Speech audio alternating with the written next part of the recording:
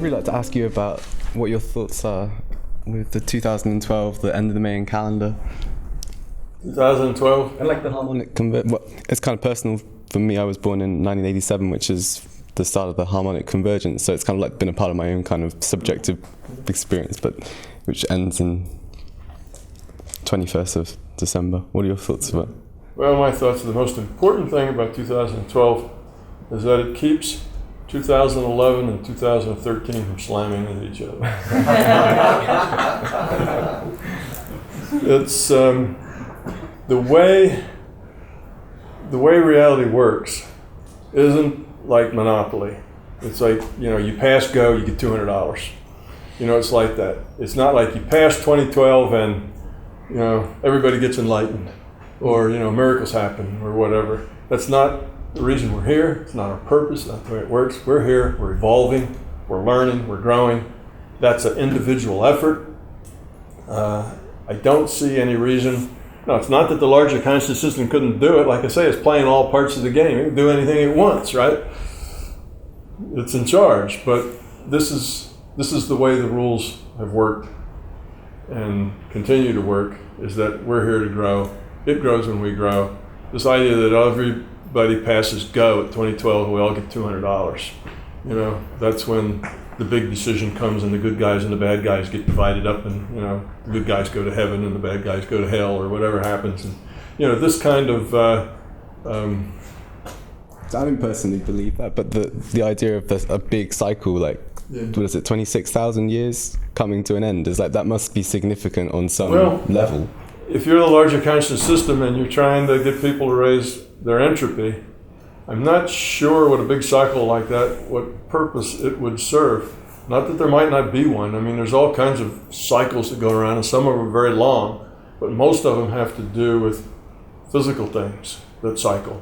Like we have a trip in the Milky Way, and that takes a long time. Trip around the sun is a lot quicker, but there's all kinds of cycles going on in a big way, but they're mostly physical kind of stuff. The cycles that would be in consciousness, it's hard for me to imagine why they would be cycles. Now, I know there's ups and downs. Obviously, our evolution as a species is like this. It's all over the place. We have good times and bad times. It's not constant. We're not on like a straight line. It's going up a ramp, because we're all evolving. We're on this jagged line that zigzags, but on the average is going up the ramp, I think. So I don't know about cycles like that. Now, as far as, a lot of people saying, well, this is a time when big things are going to happen. Well, I see this as a time when big things are starting to happen. I agree with that, because I see the virtual reality beginning to take traction within the scientists, and I think the scientists have to make the first step, otherwise it'll stay on the margins where it's been for the last 4,000 years. So I don't see any reason why it would suddenly bump out of the margins, just because a date goes by and suddenly everybody gets it. Everybody's not going to get it for free. To get it, you have to earn it. You have to become it. It's not because you get to read a book or the time the calendar turns over that suddenly enlightenment comes upon you. That's a freebie. And that really kind of messes up the game. You've got this game going. You can't go in and mess with it. That's the thing. If you've got this reality and it's chugging along and people are learning, you have an experiment going, basically. And to go in and tweak it, mess with it, say, oh, we're going to give everybody an extra $200 now, as they pass go. See what that does. Well, people that meddle with experiments just tend to mess them up, right? A real good experiment, you need to get your parameters and you let it run. And ours is still running its course. We're still evolving. We haven't sunk into despair, nor have we made it to the top. We're still chugging along. I see no reason why anybody should be messing it just because it's time to mess with the experiment, shake things up a little bit. They're getting through. Let's add a little entropy to the process and see what happens. Maybe it's like stirring the pot. Maybe that makes the stew better. If you stir the pot every once in a while, it could be something like that. Every 26,000 years we'll stir the pot. There's people that have Nuru or Nibiru or something like that in the 12th planet. There's a planet supposed to come by here every 3,500 years or something and interact it's a planet according to him, on a very long orbit. So it goes way out, and then it's really part of our solar system, but it's got a period of 3,500 years. And he ties it up with various history and makes his case for it. Actually, it's a very rational case that he makes. But it's due in and around this time. So, who knows? Again, almost anything's possible. I don't say all this stuff is all baloney. I just don't know. I don't see any logic that says it has to be that way. But a lot of things just are. And I don't necessarily see the logic of everything that is. So I don't know. I don't see it. It's not something that pops up in front of me. But I think that this is exciting times, because I do believe that we have three major steps, three major paradigm shifts that have to take place. One, reality is virtual. Oh, that means other is real and exists. Other being other than this reality in this universe. And the second thing is that, other is consciousness. And then consciousness is more optimized on love. So those are the three things. We got to get to those three big paradigm shifts. And the first one I see is beginning to fall. Well, that's encouraging. So these are exciting times. Now, how quickly? One will trigger the other, no doubt. But how long are we going to be in the dark ages? Fighting new religious wars? I don't know. Maybe not at all. That we may never do that. We may go right into the understanding that consciousness is the computer, and that love is how you optimize consciousness. I'm trying for that. That's why I'm here. So we'll see. Yeah, throw a number out. There's one other another cycle which takes 144,000 years, and then that number continues to come up. It's in the Bible.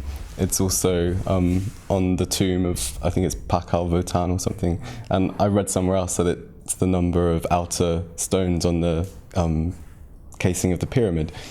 I don't know if that's true, but the other things seem to There's all kinds of things like that. You can go to somebody's meditation center.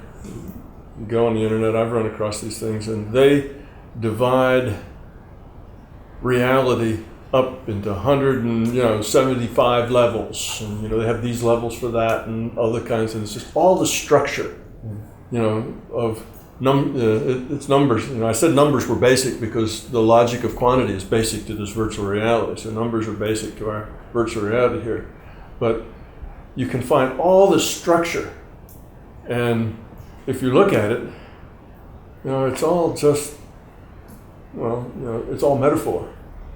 And I'd rather have a simple metaphor than such a complicated metaphor. If you have metaphors that have huge amounts of structures and details and things, and you have cycles, you have this, you have that, you have stones in the pyramid, the number of turns in the Rosetta Stone, how many things how many prime numbers there are, and you go through all these calculations, and you can make these real Byzantine complex systems. But what's the point? Occam's razor says if you can explain everything in a simpler way, take the simpler way. It's more likely to be true. Make the simpler model, not the complex model. And there's no logic that says that a complex model couldn't be the one that's right. It just says in general we find out that truth is elegant. It's simple, it's straightforward, and it's not needlessly complicated. And why? Existence doesn't waste resources. There's no point in making complication where simplicity will do. So natural things are almost always simple. We have Maxwell's equations, 4 equations that tell you everything that you want to know about, electrodynamics. Just 4 equations, not even very big, about that big. It only takes about 4 inches to write them down. And that's it.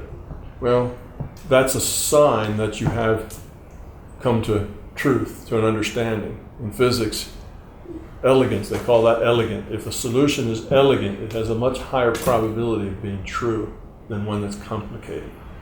The other thing is the number of assumptions required. If a theory has very few assumptions, it's more elegant and has a higher probability of being true. So I've been trained to look for the simplest and the most elegant solution, and then that's enough. Doesn't mean the complex solution couldn't be right. And my elegant little, if something is wrong, it doesn't mean that at all. It just means that so far in what we've understood, that elegant, simple solutions tend more likely to be true than complex solutions. So that's kind of why I see these things where there's lots of levels and lots of structures, and there's hundreds of different states, altered states, hundreds of altered states. You go and they mean all kinds of things and things that you do there, and ways to breathe in this one, and ways to breathe in another one. It just goes on in its complexity. You've probably seen a lot of that too, and it just okay, but I don't get, I don't connect that well to it. I don't find it necessary. If it's not necessary, then I don't want to do it. So. I'm just interested in going back to a bit earlier when you got onto this idea of a reality hack. I'm sure most people in the world today would consider having an OBE to be a reality hack to the way they live their lives. But I imagine that you and most people here would be of the opinion that it's something that should be fairly normal to our development. I'm just wondering if you have any experiences yourself in your own sort of OBE adventures or other states of finding out more about the wider system that you would consider to be a reality hack. Is there something out there that you've come across that's maybe got that kind of quality about it? Well, letting hack be a metaphor for kind of bouncing out of the normal system, getting around the normal system or out of it, then out of body is a hack to the system. So would maybe intentionally using your mind to heal or modified probabilities. You can modify the system in that way. These are, I don't consider these cheats though. It's not really a cheat as it is your consciousness, and you get all the advantages and attributes of consciousness. You're a chip off the old block. You get the same sort of information that's available to all consciousness. So here's this database out there. They call it the Akashic Records in the Hindu system. It's future and it's the past, and you can use it. You can use it to help you grow up, and if you abuse it, your permission gets denied after a while, or you de-evolve yourself because of it. So it kind of takes care of itself. The hacks are kind of self-policing in that way. But yes, eventually, this idea that you kind of hack reality to get out of this virtual reality, and then you can get into other virtual realities and you're not like hacking into them. What it is that you just have access to all this. It's really access. What keeps you away from it is the fear and the beliefs and the expectations and the ego. That's what your block is. It's not like you have to learn some special hack code to get by. It's that you have to unlearn the stuff that keeps you out of it. Your consciousness, you can roam anywhere in the system. It's yours to explore. It's yours to abuse. But if you abuse it, you have free will to do that. But if you abuse it, it will, take your privileges away. You'll de-evolve. It won't be good. You'll be discouraged from further abuse of it. So it's your system. Just because your consciousness has got this whole thing, there's many virtual realities, and they're all available. You can incarnate to them if you want to. You can play a different game. So you have all this ability. You can use your mind to heal. You can use your mind to hurt. It works either way. You can change those probabilities either direction. You can give somebody a headache. You can take their headache away. You can save somebody's life. You can take somebody's life. It's that kind of a system. So here you are, consciousness, and you're in this big playground. But your objective isn't just to play, it's to learn, to grow. You see, so all you do is play around, and the system starts to withdraw its support for your playing around.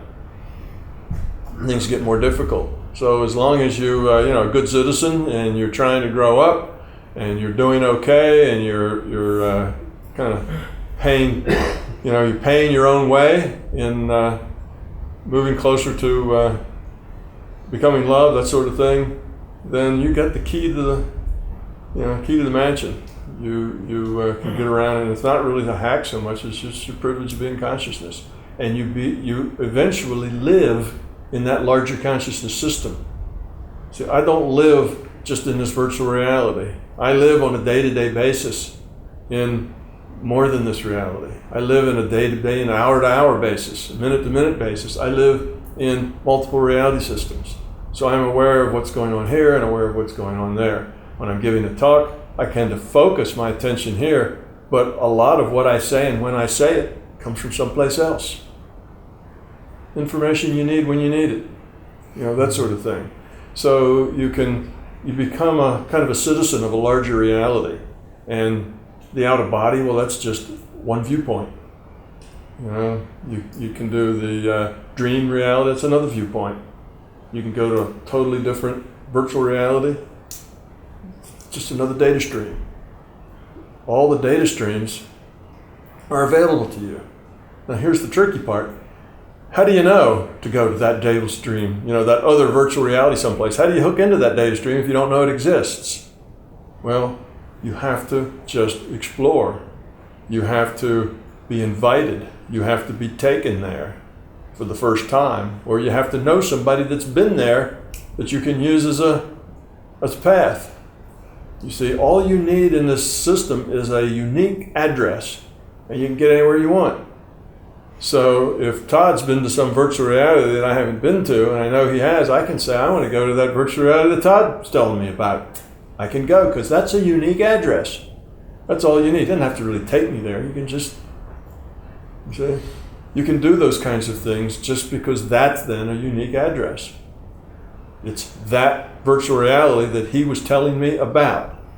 Well, how many different virtual realities could that be? You see? So if it could be 3 or 4, I get a random draw on those 3 or 4. I could go to any of them because I wasn't specific enough in my query. If it's only one, then that's the one I go to. So you can get around, but it's not trivial because you have to know the address. Your intent gives you the data stream. Okay, so this virtual reality isn't the only data stream in town. The larger consciousness system doesn't have this as its only game going on in evolution. There's lots of other evolution games going on in various stages. It wouldn't be that practical for it to just have one game going serially. Why not have 10 games in parallel? Whatever it has the resources to support. But I don't think that's really hacking the system. In a sense it is, because we think of, well, you're in World of Warcraft, but if you can hop out of World of Warcraft and get into the Sims, well, that's a hack.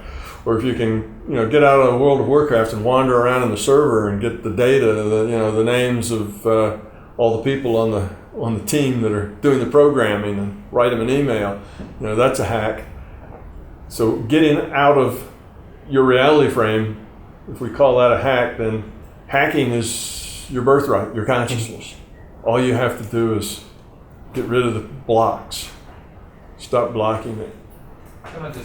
It's really intriguing what you were saying there, just however much you would want to talk about it, but you sound like you're very fluid in terms of how you can, is your awareness sort of able to sort of pick out these other data streams or these other sort of levels constantly, or is that just something you would have to focus on? Often I'm taking places. A lot of the places that I've been, that I kind of refer to, kind of places, like Columbus, I can say I discovered, I didn't discover them obviously, but I've just been there. I was taken there. I was sent there. Why? Because I was at a point where that was useful to my education. I was ready for that as a next step to see a bigger picture. All right, you understand this much. Watch another dimension unfold. Look at this, you see. So they take you here, and they take you there, and they take you different places, and then you have this question, well, is it all like that, or whatever? And now they take you someplace where it's different, because you asked the question. So the consciousness system is willing to help you grow. You just have to be up for it, and be interested in it, and then grow to the point where it'll make sense to you. So if you just started out and they took you to all kinds of places, you wouldn't know what was going on. You wouldn't be able to put it in context. It wouldn't be meaningful. It just confuse you. So you have to grow up in steps.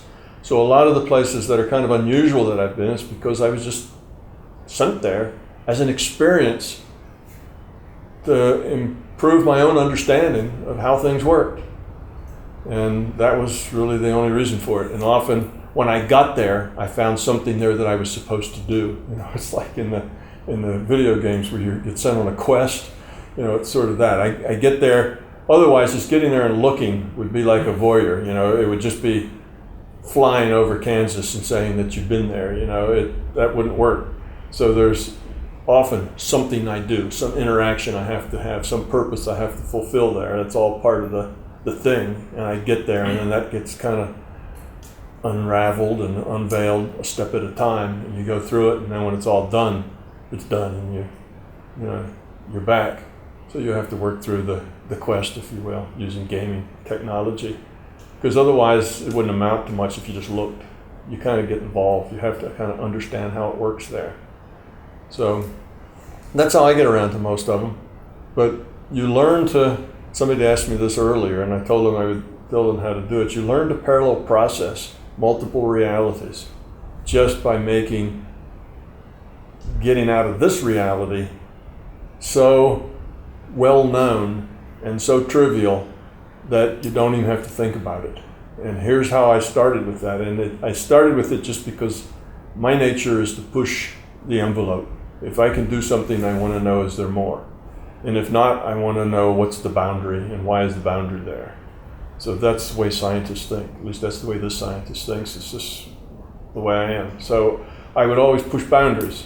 And when I learned to meditate, which was very easy and quick, I found that I didn't have enough time in the day, so I needed to do my meditation and get things done there and have my out-of-body experience or whatever kind of on the fly. I didn't have the time to go lie down in the bed and relax my toes and then relax my ankles and do all that stuff. It took too long. So I found out that I could do it without all of that. And then when I learned that was just ritual and unnecessary. And then I figured, well, that's neat. I got in the habit of the meditation at first sitting in a chair. Before I went out to Bob and Rose and laid down in his waterbed, I sat in a chair. And to me, meditation always happened sitting in a chair. And then when I laid down, it was like, I can't do this here. You know, could I sit in a chair? You know, it works there. And I realized that was habit. Why can't you meditate lying down? Meditation doesn't have to do with your orientation in a gravitational field. It has nothing to do with it. It's not physical. So I realized I was limited by my rituals, by my habits. And as soon as I found that out, I wanted to meditate standing on one foot. I wanted to meditate riding on a school bus with a bunch of children. I wanted to meditate everywhere, anywhere, under all conditions. Loud, noisy, raucous, during parties, whatever. And it was a goal for mine to be able to do that. Why? Because it was there. You know, why do people climb mountains? You know, it's because they're there. So that's what I did. And I found out that after a while, it gets easier and easier as you do it in different kinds of configurations. Meditate in every sort of way. Then you get to the point that point consciousness state, it's there. Anytime you want it, anywhere, tired, sleepy, sick, not sick, you know, whatever. And it's there because you don't have any rituals anymore. You've gotten to the point, you got past all the rituals and all the rules and all the mind games, and now it's just shift your intent. How long does it take to shift an intent? See, not at all. So that's how I learned that all the mind games were mind games and weren't necessary. That all you need to do is shift your intent. You don't need to relax. You don't need to breathe deeply. You don't need to do any of that stuff. You don't need to even get in a meditation state first. Just shift your intent. So then I would find that when people would come up to me and they talk to me about a health issue, I would be working on their energy body, which is also a metaphor, while they were telling me what the problem was. And I was just effective doing that as I was doing it if I went into a meditation state and found a point consciousness and then worked on it, because I was still finding the point consciousness and I could stay in point consciousness and carry on a conversation here at the same time. So it's just through practice and forcing yourself to do what seems unnatural and difficult. You know, it doesn't seem natural to meditate standing on one foot or in a noisy school bus. But if you do it, you realize that it's just a matter of perspective. It's not this, I have to relax first, I have to get the vibrations, I have to do all this. It's not necessary. It just is a matter of will and intent and focus, and it becomes easy. That's why I say the more you get into it, the easier it gets. Eventually it gets so easy that there's no effort at all. Out of body is at demand, at will. And you don't even actually do out of body because that's kind of restrictive. That puts you in this kind of dream locale. Unless you really have a reason to go there, there's no reason to go there. So you do what you need to do, and like these other things, I know it sounds counterintuitive, but the more you're capable of doing, the less you do any of it. It's because you realize that that's not really where the action is. The action is here in the choices you make. This is the fast plane of what's, of evolution. So you stay aware of your choices. You live in the moment. You stay present.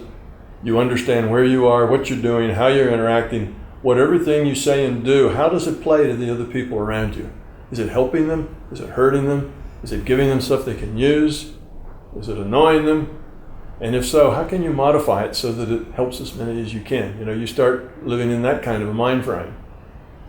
You don't necessarily need to go out of body to do that. That's just being aware, making a connection with people, feeling their feelings, what they need, or if they have a particular issue or something, you may help them with it because you can talk to them in a sense that they get the message, but they don't necessarily get that you're talking to them.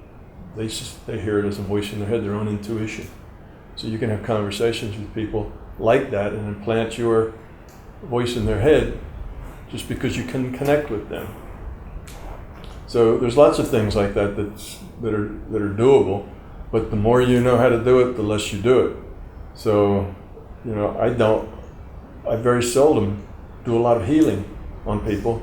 Sometimes I do when it comes to me that it's a good thing to do, and often not, because it seems like the state of health is part of their process.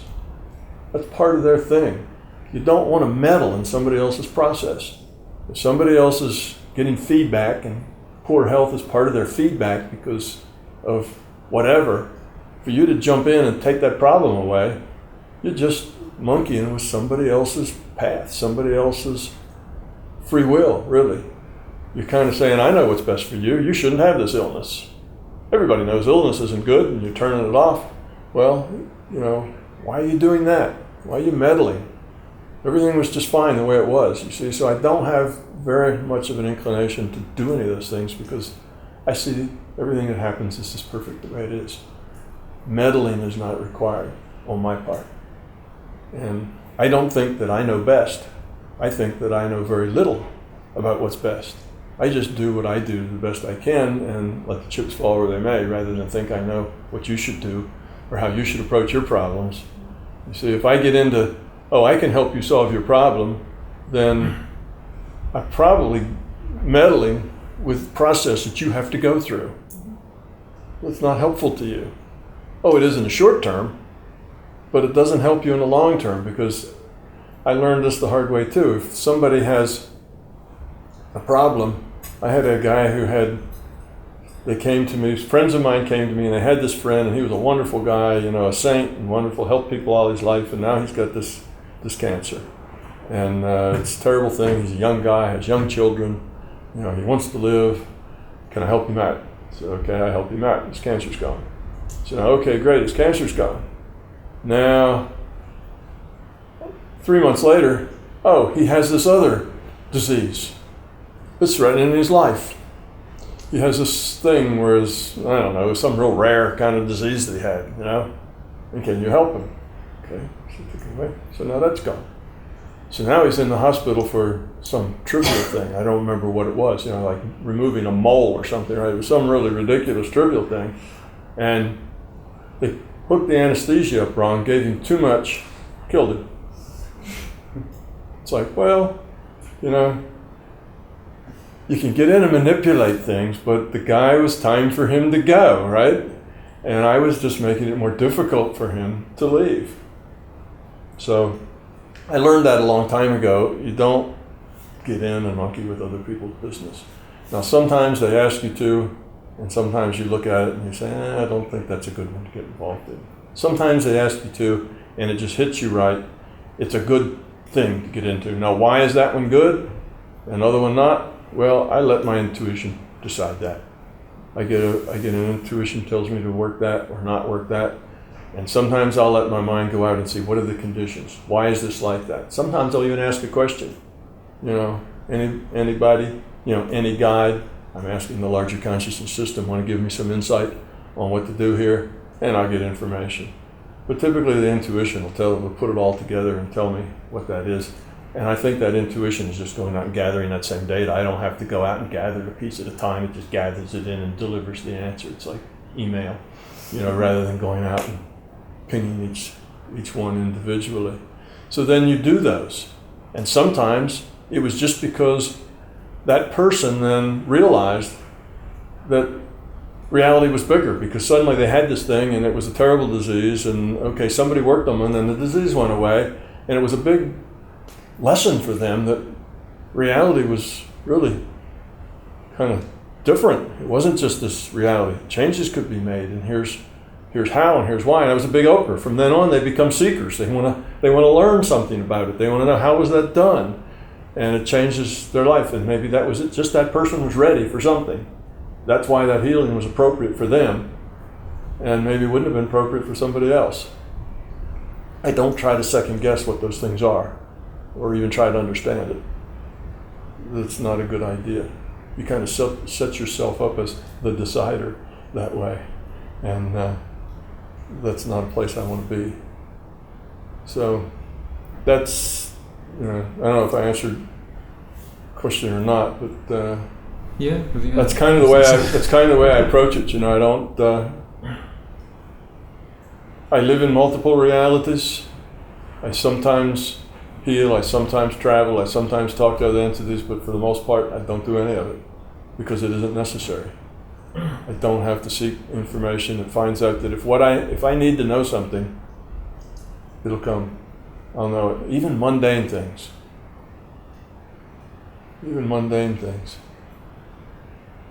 I often drive my lovely wife to distraction with things that she'll say, well, what's such and such? And I say, oh, we watched that movie. And she'll say, no, we didn't watch that movie. I'll describe it to her, what it was. And she doesn't get it, and it's not ever clear to me that I ever really did watch it, or whether I'm just getting all the data, from someplace else. so I don't know, because sometimes I just seem to know things that I shouldn't know without really trying to know them. The data's just there. If I want it, I get data on it. If I need it, I get data on it. But if I abuse that, you see, then that would start to be turned off, because it's not learning anymore, it's helping me de-evolve, because now my ego is doing it.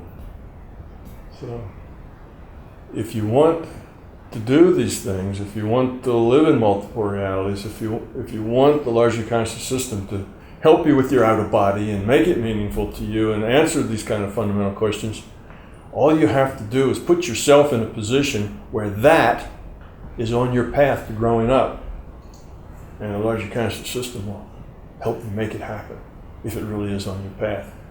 And you can't fib to the larger conscious system. It'll know if you're trying to make that up. Really, what's on my path is winning the lottery. I would really grow up if I could just win, honest, if I could just win that lottery once, I'd really grow up, I'd become love. That won't work, like Santa Claus, it knows when you've been good and bad, right? There's no line there. It can read between the lines. So, as I warn everybody to a frazzle yet? One more question. I had this question that hit me this morning. I don't know exactly how to ask it, so I'm going to ask something slightly like it. You have lucid dreaming, which is kind of like your own psyche, and then you have the out-of-body, in theory, both of these, that is a consensuous reality. Is it possible for someone doing an OBE to step into someone else's lucid dream? Or when you're doing OBE, is it possible to go into someone, if someone's doing something, maybe even inappropriate, is it possible that you could go there even if they didn't want you, or if they were oblivious, to look at them when it's really their private stuff. Does that make sense? Sort of. The first is there is not any fundamental difference between lucid dreams, out-of-body, remote viewing. They're all fundamentally the same thing.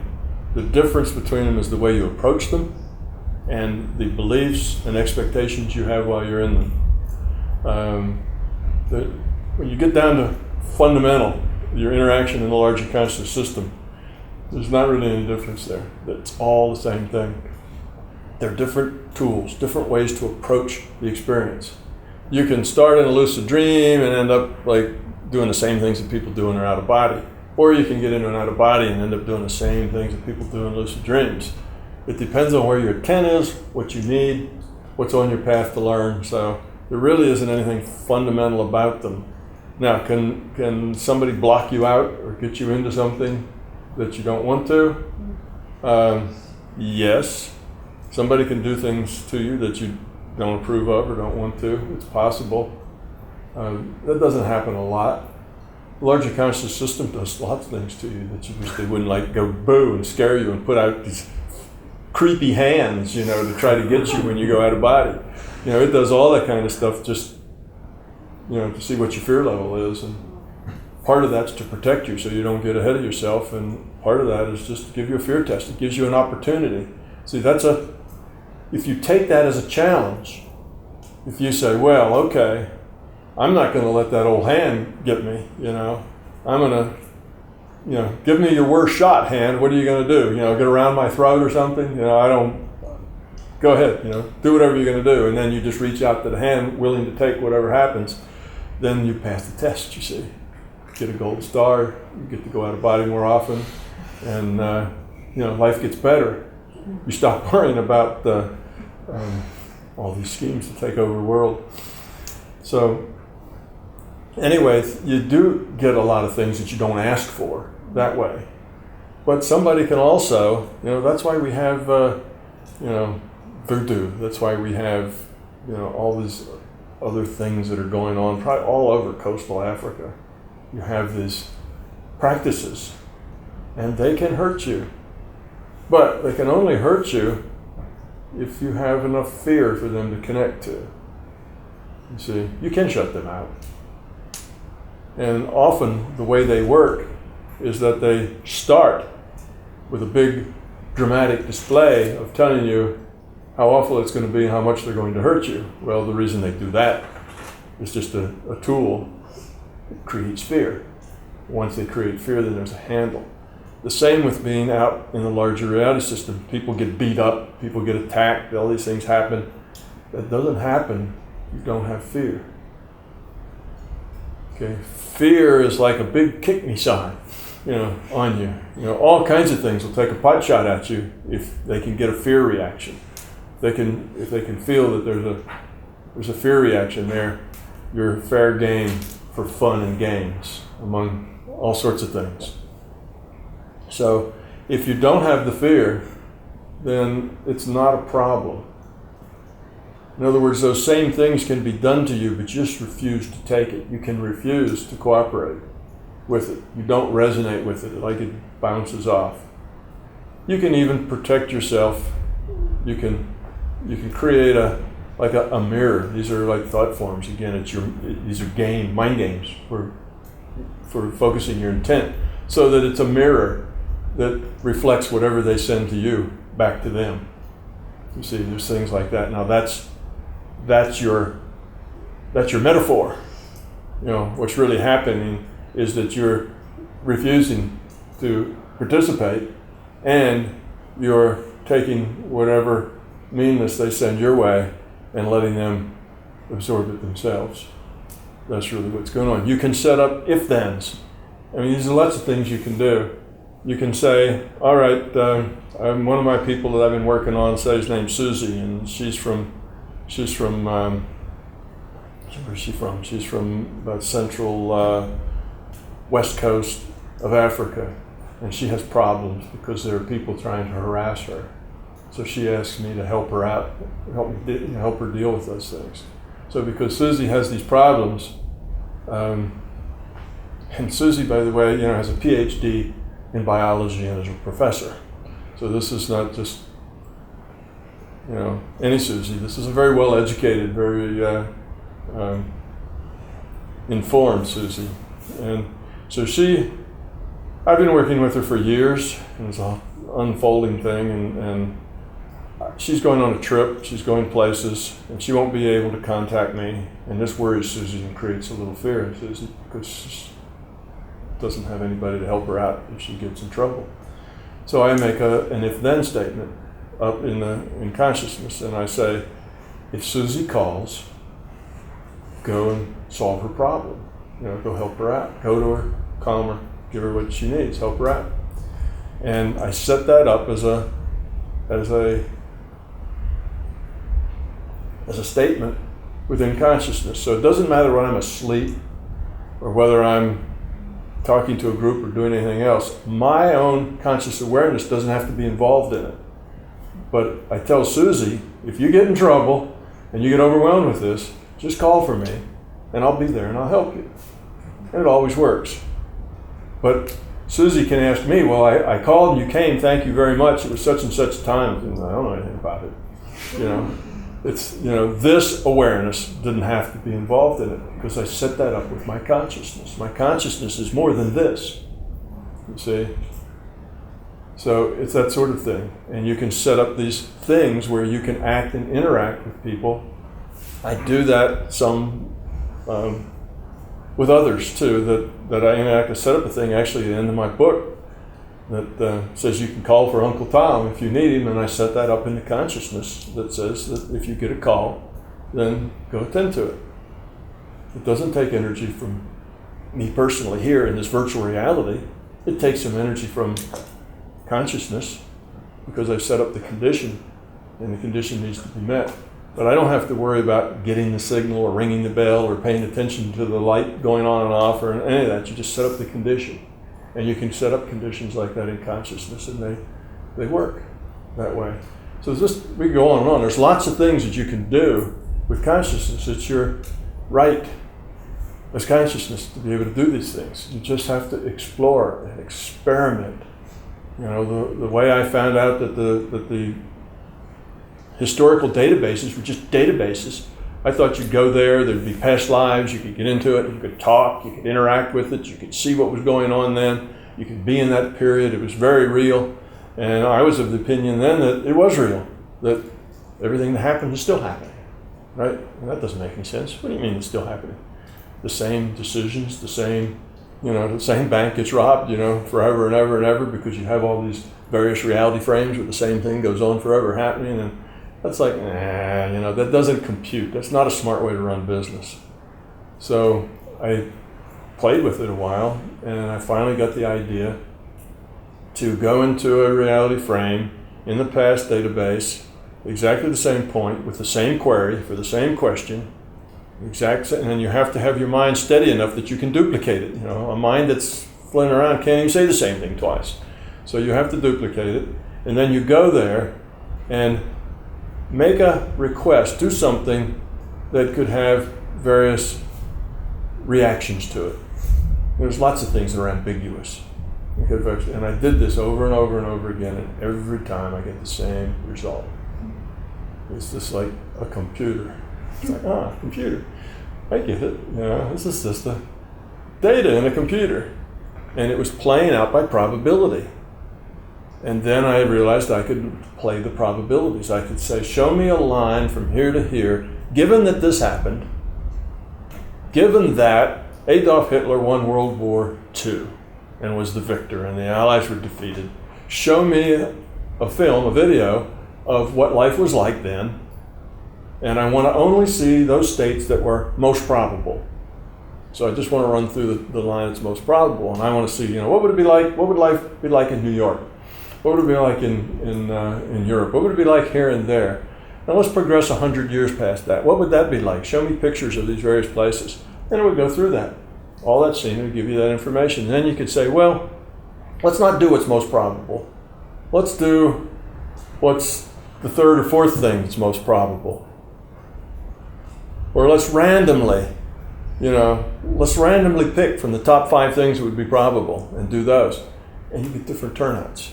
and things would change. And I could do the thing that was most probable, or things that were, show me something that has a probability of 0.1, and you come up with this thing, and there would be an idea, and there may be several of those, so you'd get a kind of a random smush between it. So it's just this experiment. If you want to understand how this works, you can't get it by listening to me. I can tell you maybe some of the possibilities, because when you listen to me, you're stuck in a bad place. You can only do one of two things. You can either believe it, or you can disbelieve it, and neither one will take you anywhere important. You have to experience it. Again, not your truth unless it's your experience. The way you find out is you have to go do it. You explore it. You do experiments there. And in order to do that, you have to be there steady. You have to be able to go when you want to, and you have to be able to stay there. So that's the basic practice. That's why you learn to meditate standing on one foot in a crowded school bus, because that's what gives you the robustness to your states, that then they become predictable and that you can pull them up when you want. So these are some of the the things to do and things to try, but it has to be your experience. I don't do you anything. This is just talk, right? I may be making it all up. You don't know. You have to either believe it or disbelieve it, and that neither one is any good. It just won't help you. You need to be skeptical of it and go find out. That's the only thing that works. Open-minded skepticism. Everything else will lead you to a dead end. So that's kind of the bottom line. That's what people tell me. Tell me about your stories. I want to hear about adventures in out of body and that kind of stuff. And I always say, no, I don't do those. Why? Because they just create expectations. Now other people think that's the way it has to be. Yet that's my interpretation. You see, my metaphors. I don't want to tell my metaphors. I don't want to have, like Bob, have 2 million people going like this trying to roll over or find the park or any of those other things. You see, that's not helpful to people. They don't understand that it's just your own way you see it. Now the good thing is that the more you go and the more you learn and the more you understand, the better and more accurate your metaphors get. Because what tarnishes your metaphors and makes them ratty and not true? Fear, beliefs, expectations. That's what messes up your metaphors. So once you get rid of all that stuff, your metaphors get closer. But closer isn't necessarily an identical fit, because you're seeing things for which you have no experience. And when you have no experience, because it's really can be weird out there, you make up your closest thing that you can make up. And that's the way you see it. And to tell somebody else that that's the way it is a disservice to those people. But they want to hear the stories anyway. Just tell me the stories. It'll be inspirational. And it's like, no, it'll hurt you. It'll keep you from getting there on your own. Because now you'll be there trying to roll out of body and it won't work. Now you'll be looking for the park. Now you won't see things this way and you'll think, I'm not doing it right. And that will hurt you. You just have to do it and take it the way it is. If it's helpful, use it. If it's not, let it go. So that's the way you do the whole thing. You can be a scientist in the larger reality just by doing experiments there. How does it work? It gets easier the more you work at it. It gets simpler and simpler. So that's the good news. It doesn't get harder. It gets simpler. It gets a little more complex, but then you get able to handle a little more complexity as you go. And when I tell people about virtual reality, I can see their eyes beginning to roll up in their heads, and it's really hard to grasp, but it's actually very simple. Once you kind of get it, it's like, oh, gee, that was easy. But until you get it, it's impossible. It just doesn't make any sense. And abstract things are always that way. Math is always that way. It's impossible until it becomes trivial. That's just the nature of mathematics, because it's abstract. When you get it, then it's a trivial thing. Until you get it, there's no way. And that's the way this is too. So even though things seem like, oh, there's no way, I got such a long way to go. Well, look at how old I am. I'm an old guy, you see. I've been doing this for a long time. I started going out to see Bob Monroe when I was maybe 24 or something. And having Bob Monroe as your personal trainer for 5 years is a bit of an advantage. So that's, and I've been looking, before I wrote the books, before I really understood it enough to write the books, I started writing the books in like 1978, 79. 97. 98. Yeah, 97, 98. It's in the 90s. Middle 90s is when I started writing the book. I wrote the book for 5 years. That's how long it took to write. Well, there's a long distance between, 72 and, 90, 95 or 96, you see. All those years it was doing research. It was experimenting. So there's, 30 years coming to this. So if you guys have been doing this for 4 or 5 years, or some of you less than that, or some of you more, 10 years, you're just getting started. It's just starting to make sense to you. It's just starting to pull together and you're seeing bigger pictures. That's good. Keep working on it and it'll get easier and you'll figure it out. But not if you just play with it. If you play with it, it'll be like playing anywhere. It's like instead of being in the schoolroom, you're, outside in the hall playing. You miss it. So you really do have to focus on what's your intent. Why do you want to go out of body? What do you expect to get there? Well, in the beginning it should be, I need evidence. That's your reason. I need to understand whether this is happening. And that's a good, that's a good reason to go, just trying to get evidence. And if you let the larger conscious system know that that's what you need, it'll help you get there. But if you need the evidence just because you want to go, because it's exciting and it's a thrill and damn, I got some paranormal information, aren't I slick? Then it's not going to happen. It won't work for you very well. But if you're really sincere about growing up, it'll start to work for you. So it's just, that's the way the system works. At least that's the view from me.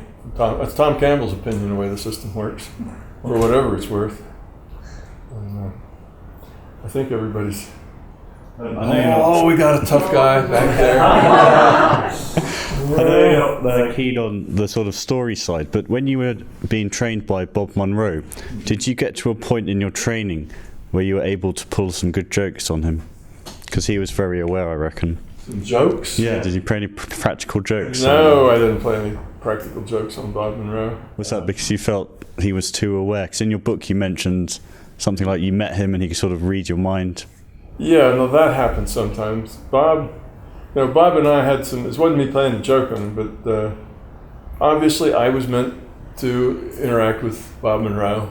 I was meant to, I can see, you look backwards, you can see all these nudgings, where, like you said, you got to the street and it was closed, so you took this other street that you really didn't mean to take, and that was where you found what you needed, so it was guided that I ended up with Bob Monroe because that was where I was supposed to end up.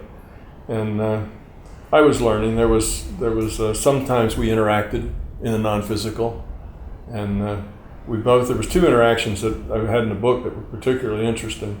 One was, Bob was obviously all this time he was doing a lot of out-of-body stuff too, and he would share his experiences and what he did when he had something particularly profound or interesting. He'd tell us about it, and we'd do the same. And so we'd go up to the lab. We'd spend 5 hours up at the lab, and when we'd get done, it would be 2:00 in the morning. Then we'd go down to his house and talk for another 2 or 3 hours. And then we'd go home, get in bed, get up in 3 hours, and go to work. It was that sort of thing. So it was it's intense. Kind of like this is intense. No sleep, getting up in the middle of the night. So one time, Bob was telling me about this particularly interesting series of challenges he had. It was like a series of tests. You get to a point that you just get a test, standardized test, evidently. I didn't know it was a standardized test, but Bob was saying, boy, I had this really tough sequence of things to do, and I was out of body, and this happened, and I had to do that, and I had to do this other thing, and how hard that was, and I got to this other point, and I stopped him there, and I said, whoa, wait a minute. I said, let me guess. Next, this happened. And he goes, yes, how did you know that? And I said, I've been through that series of tests. I had that series and had the exact same things. And then that was the one he said, well, what was the answer for that one? How did you respond to that one? And I said, you know, that's the one I think I got wrong too, because that's where the series ended, and that was Bob's last one too. He says that's where the series ended, because if you get it right, you get another one. If you get it right, you get another one. And then when you got it wrong, you were done. You know, they'd found they were progressively more difficult, and they found where you were, where your level was, and that helped them know what to do to help you.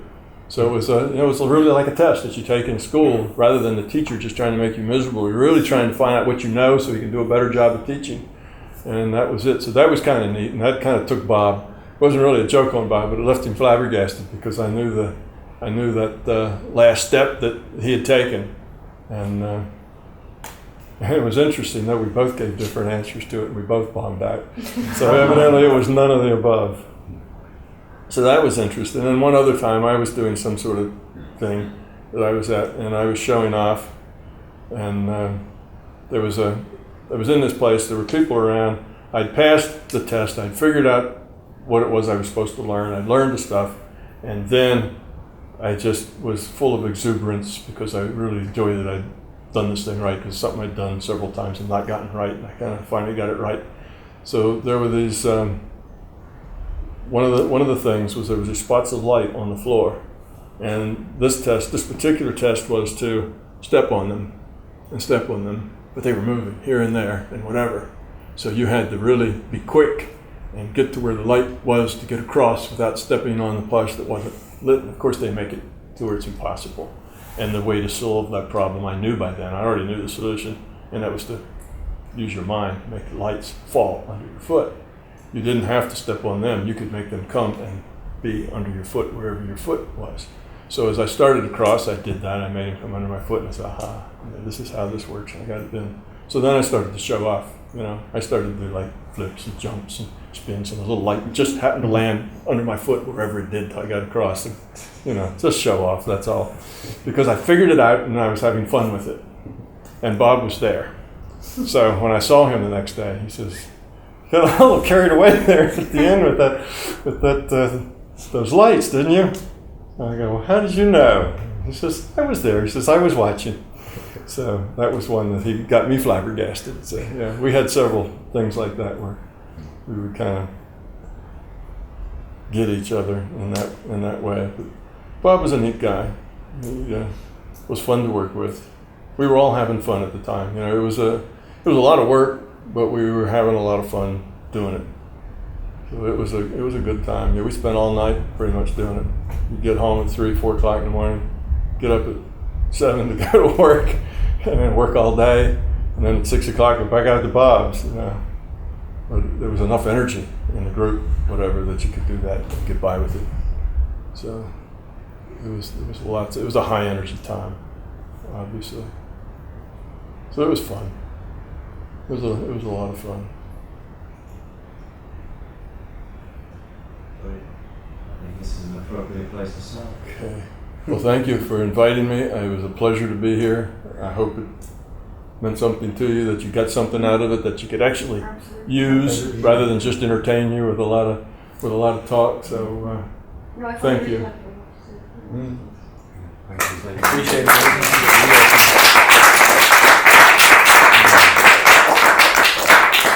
Well, and thank you, Todd, for making it happen. You obviously knew the right thing to ask at just the right time. Yeah, got your own guidance, I guess. Indeed. So here we are. I get another trip to Ireland and meet a lot of neat people. That's the fun thing. So Pamela and I go on these trips, and one of the nicest things is the people you meet. You know, that makes it all worthwhile. Absolutely. A lot of neat people who are trying real hard to grasp what's going on and do the right thing. That's always very pleasant. It's been a real pleasure to have both of you here. Real pleasure. Yeah. Thank you. I don't know why Pamela stayed up this late. That's good, Pamela. I usually fall asleep as soon as he starts talking. I work as a sedative for Pamela when I talk. She's been to, I think, all the workshops I do, because that's another one of my rules. Not only does it have to go on YouTube, but Pamela has to come along, because otherwise I'd be traveling all the time. I'd never be home. You know? You'd have to we'd have to have an email marriage, and that doesn't work. So we always travel together, and poor Pamela has to listen to me say the same things over and over and over again. She's tough. This one was very different. Yeah, this was not like anything else that I've done, because this was kind Probably of why I'm still awake. out of body focus. So it's different. Mostly I kind of go easy on out of body. I don't really talk about it a whole lot, because people get very enamored of the psi stuff, paranormal stuff. It's wow and gee whiz, and that's all they really want to talk about. It keeps coming back to that. So I kind of avoid it, because what I really want to tell them is the nature of reality and how it works and why love is the answer, and what we're here for, and get them to understand the idea that this is a virtual reality and how and why it works that way. I want to present a little science, because if there's any science guys listening, I want to kind of get them thinking in that direction as well, because as many of those guys as you can get to thinking of that possibility, the closer we are to this first big paradigm flip happening. So that's my goal. I don't want to spend it talking about out of body, because then all the science guys, they write you off right away, because everybody knows that's bogus. So you don't want to talk about that too much. You just mention it as, sure, that's just another thing you can do in a larger reality, and not go there. So this is the first time I've really focused on out of body and a lot of the things that might connect to it or be of interest to people who were doing it. So this is kind of the out of body happening, and this is the first time that it's happened. Feel lucky. Yeah. It is indeed. It is an honor, and we all feel that. And we've had some great synchronicities that lead up to this. So it's been really quite special. Really special. I think I just learned more physics than I did in 3 years at college. I suddenly feel like I got it again. I lost it at college. Yeah, from the YouTube. Yeah, I do most of the physics out on YouTube. I didn't put it in my books because the books are hard enough to understand. No, just talking this evening. Oh, just talking this evening? That makes sense. Physics has become common sense again. Hurrah! That's the neat thing. I mean, the thing that's really neat is that it all falls out of one concept, one understanding. Once you get the basics, then physics falls out as a logical deduction. Out of body falls out, as a logical deduction. Healing, the placebo effect, all the results that they have at Paralabs and all these other places, it all falls out. It's just, well, of course, that's the way it is. That's the way it needs to be. That's the logical process from this understanding. And it's neat that you can get science. I had a little thing with Bruce Lipton. I don't know if any of you have seen that video, but I did a thing with Bruce Lipton. There's biology. It comes to the same conclusion. So it's a logical deduction from of course he came to that conclusion. That's right. I can derive that conclusion myself, And it's neat that he comes through it through experimental biology. I get to it from this theory of how things work. So it's really good for me that he does research that verifies my theory, and really good for him that I have theory that he can use as a foundation to explain his research. So it works really well both ways. But I think that's the whole thing, and I didn't figure that out until after the books had been written. It wasn't until after that the aha moment came that relativity and quantum mechanics fell right out of the same idea. For some reason I just didn't think that thought. And then it came to me, actually it was something that Ted Vollier's the guy that runs my forum. He wrote something, it was a total different subject, and it didn't have anything to do with that, and it just was the right words at the right time, and it clicked, and I got that it all worked. So that's why it's not in the book. It's in the videos. But then I had reprint books. I'd sneak a little of it in, but not too much, because the books are already hard for people to get. Right brain people go nuts with my book. They have a hard time with it. Technical people who are used to logical process, they don't have so much problem with it. But some people it's just not their mode of getting it, and it's just not something that they can read and really do. It's horrible. I have several good friends that way who just can't read the books, and I understand that. because it's not the way their mind works. You give them a bunch of logical process and it's like, you know, you're giving me a headache. If it's left brainers that have ended up staying up because the right brainers are going, oh yeah, I got it. Yeah, right. Yeah. So that's probably it. So it's a hard, it's hard. It's not good for everybody. But this is why we have different teachers. Yeah, we need different teachers. Yeah, that's why I say that, this is not the only path, the only truth, the only model. There's lots of models out there. Find one that suits you. This is one that suits a certain kind of people, and it doesn't suit everybody. And trying to bang your head against the wall to get through a book that you just can't read, is nonsense. Don't bother, It's, you don't get information that way, then, but a lot of people do.